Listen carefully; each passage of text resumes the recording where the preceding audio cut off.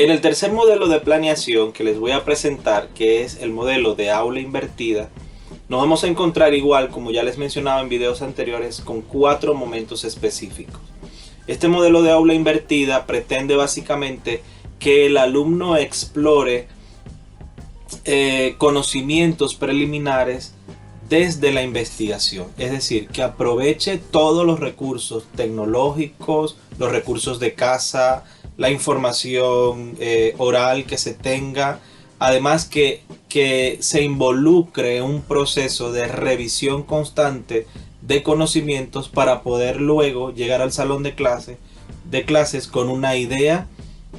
bastante amplia acerca de cuál es el tópico, cuál es la temática que se va a trabajar. De esta manera, la planeación a través de lo que es el modelo de aula invertida permite que los maestros podamos asumir más bien un rol de facilitador de los procesos, donde se acerca al estudiante hacia el conocimiento, pero también que podamos empoderar a los estudiantes para que ellos mismos sean autores de su propio aprendizaje y que al mismo tiempo sean ellos facilitadores también de los procesos de aprendizaje dentro del aula. De tal manera que los 4 momentos que se viven en este modelo de planeación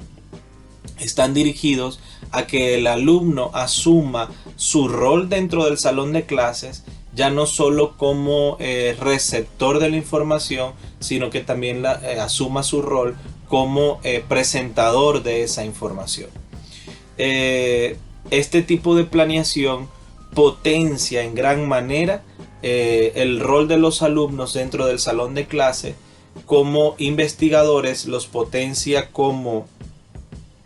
presentadores de la información,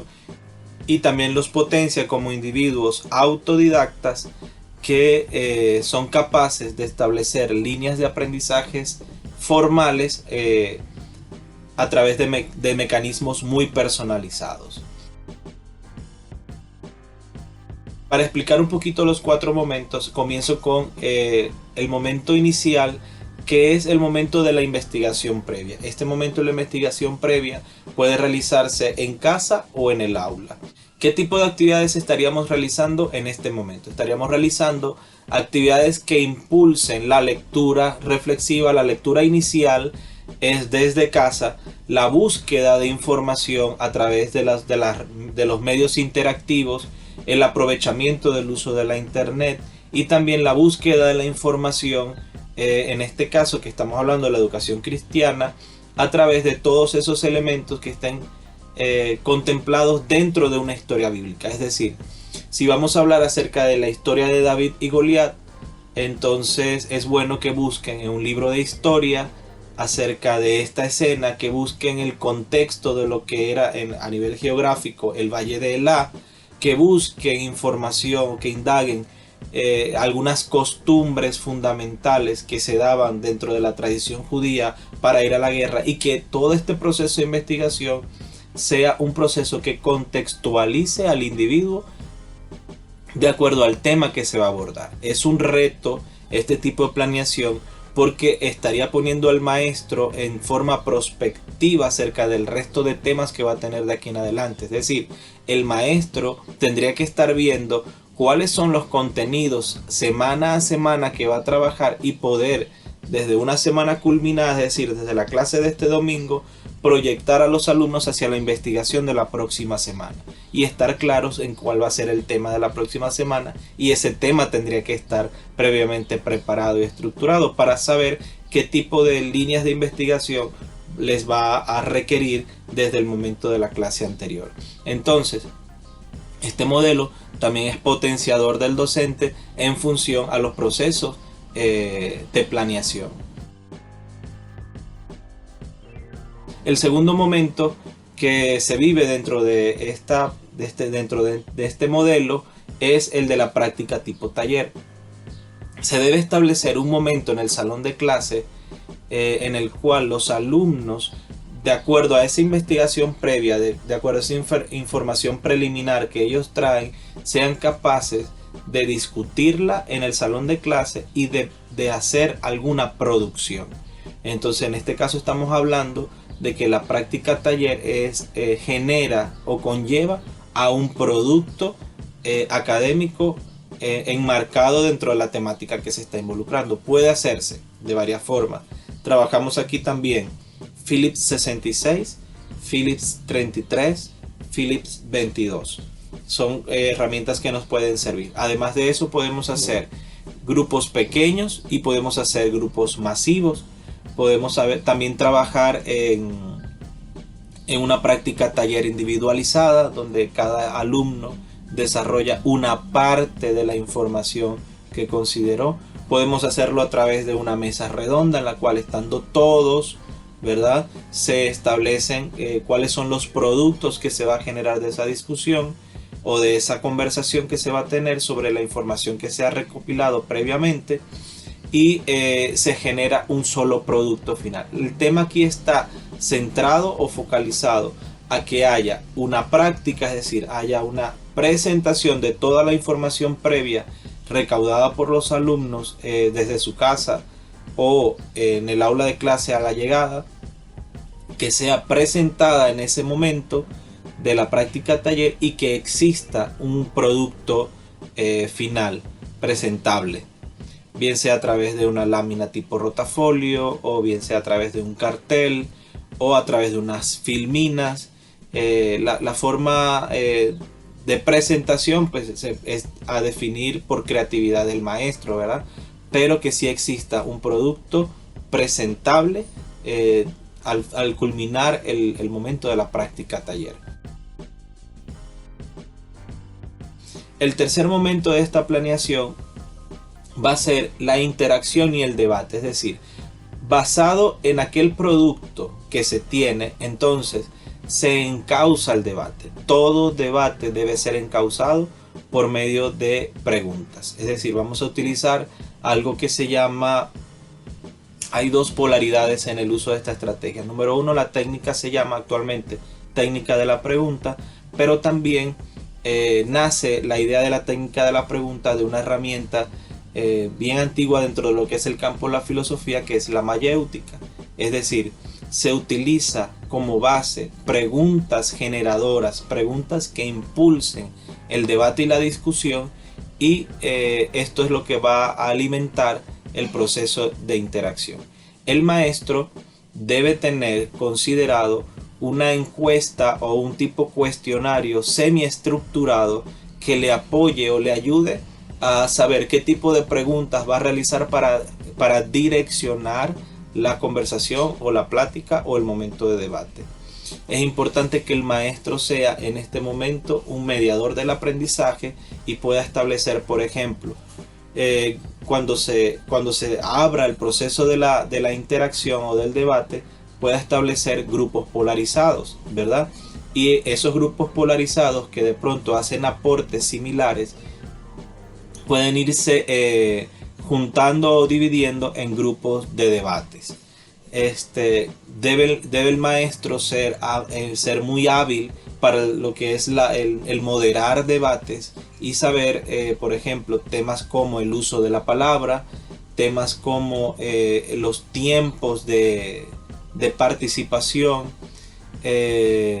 sepa también cómo sancionar o no algunas opiniones y poder minimizar aquellas que necesitan obviamente ser minimizadas y maximizar aquellas que necesitan ser maximizadas. Es decir, el rol que va a establecer el maestro dentro de este momento de planeación está muy dirigido hacia lo que es moderar un proceso de debate en este espacio. Y dentro de ese rol es importante que cada uno de nosotros nos informemos de cuáles son esas características que necesito tener como para moderar la interacción y el debate de algún tema en específico.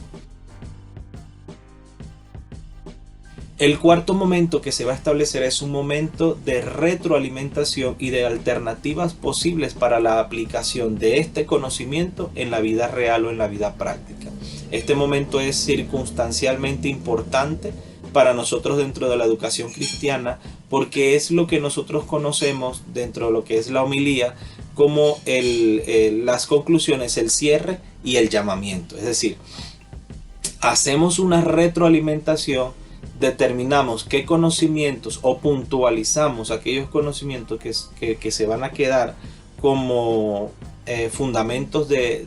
la clase, fundamentos concluyentes de la clase, y al mismo tiempo establecemos un momento en el cual reflexionamos y vemos cómo aplicar estos conocimientos o estos aprendizajes en mi diario vivir, en mi actividad diaria. Este momento es súper importante para nosotros dentro de la educación cristiana, porque todo momento reflexivo lleva a una decisión de cambio. Y esto es bien importante presentarlo, y por eso les decía que de pronto este modelo es bien oportuno para chavos en la primaria alta y también para el momento de la enseñanza andragógica, porque este modelo de planeación me ayuda a cerrar tomando el rol como maestro, ¿verdad? Como el rol de ministro, el rol de ejemplo en la fe, y en ese momento de cerrar la clase poder definir cuáles son esas líneas de acción que debo ejecutar para poder demostrar algún tipo de cambio en mi escenario particular. En este sentido, el aula invertida o el modelo de planeación por aula invertida es muy útil para las edades ya de la primaria alta, porque nos aporta también en el sentido de autonomía dentro de los procesos de aprendizaje bíblico. Es decir, el alumno se hace consciente que puede aprender y que necesita aprender ciertos criterios de la Biblia para poder cumplir con aquello que decía Pablo: escudriñar las escrituras. Entonces el proceso de escudriñar algo, de escudriñar en este caso las Sagradas Escrituras, equivale al tema de que necesito saber qué voy a escudriñar y cómo lo voy a hacer. Entonces, en este momento de la primaria alta o de la aplicación de este modelo de planeación para las clases de vida discipular y o la clase de